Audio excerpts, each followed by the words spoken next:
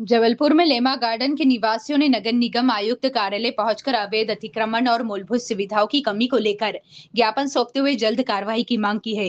रहवासियों का आरोप है कि पिछले 3 वर्षों से क्षेत्र में पानी की गंभीर समस्या बनी हुई है, जिसके समाधान के लिए प्रस्तावित पानी की टंकी का निर्माण अवैध कब्जों के कारण शुरू नहीं हो पा रहा है।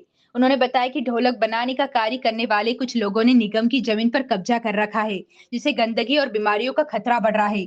साथ ही विरोध करने पर विवाद और मारपीट की स्थिति बनती है। निवासियों का यह भी कहना है कि बाउंड्री वॉल का काम रुकने से चोरी चकारी की घटनाएं बढ़ गई है। 434 परिवारों ने चेतावनी दी है, यदि 15 दिनों के भीतर अतिक्रमण हटाकर पानी सहित अन्य व्यवस्थाएं सुनिश्चित नहीं की गई तो वे उग्र आंदोलन के लिए बाध्य होंगे, जिसकी जिम्मेदारी नगर निगम प्रशासन की होगी।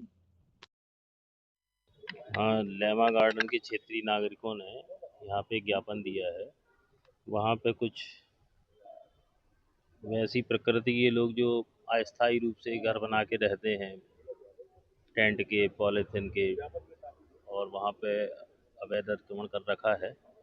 वहाँ पे हमारे अमृत प्रोजेक्ट की एक पानी की टंकी भी चिन्हित की गई है। वहाँ पे टंकी का निर्माण होना है, तो हम लोग कार्रवाई कर ही रहे थे।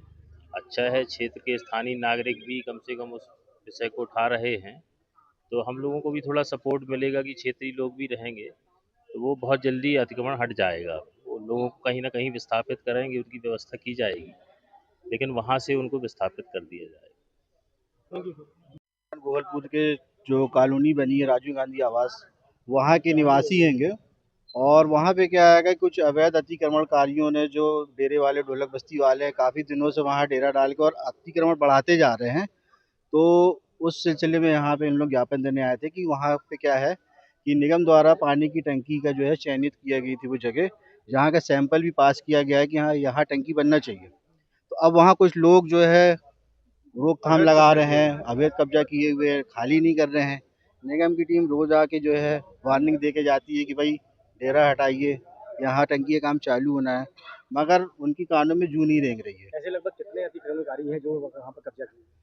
अतिक्रमण तो कम से कम वहाँ पे 100-150 मकान है, झुग्गियों के रूप में, और बढ़ते जा रहे हैं। वो क्या है कि अपने रिश्तेदारों को बुला लेते हैं, कभी कोई तीज त्योहार प्रोग्राम पड़ता है तो बिठा देते हो, कभी पता नहीं चलता है। कभी कभी कोई तीज त्योहार प्रोग्राम पड़ा, बुला लिए बाहर से, तो वो क्या है अतिक्रमण बढ़ाते जा रहे हैं। इसके कारण क्या, पानी की टंकी का काम रुका हुआ है और वहाँ पानी नहीं है।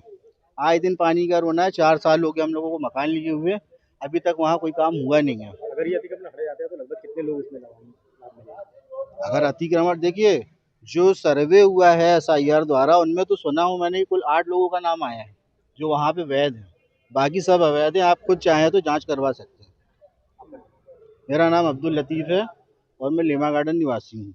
मेरा B4 बिल्डिंग ब्लॉक नंबर है, डेरे के सामने।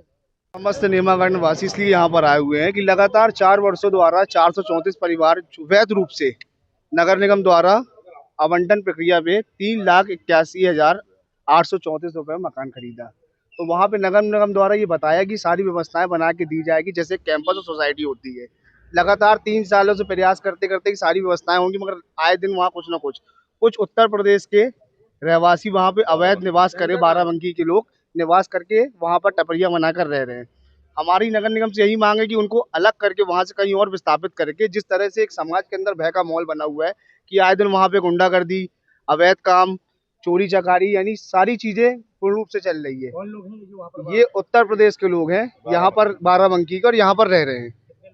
ये लगभग करीबन 56-57 लोग परिवार है जो वहाँ रह रहे हैं।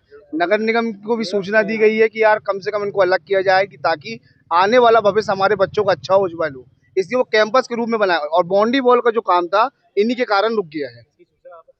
लगातार दी है पुलिस प्रशासन जी, अगर उनसे हम बात करने जाते हैं किसी कारण की, यार इनका काम है चमड़े का, जो चमड़े का ढोलक बनता है उनका काम है, उसके कारण गंदगी होती है।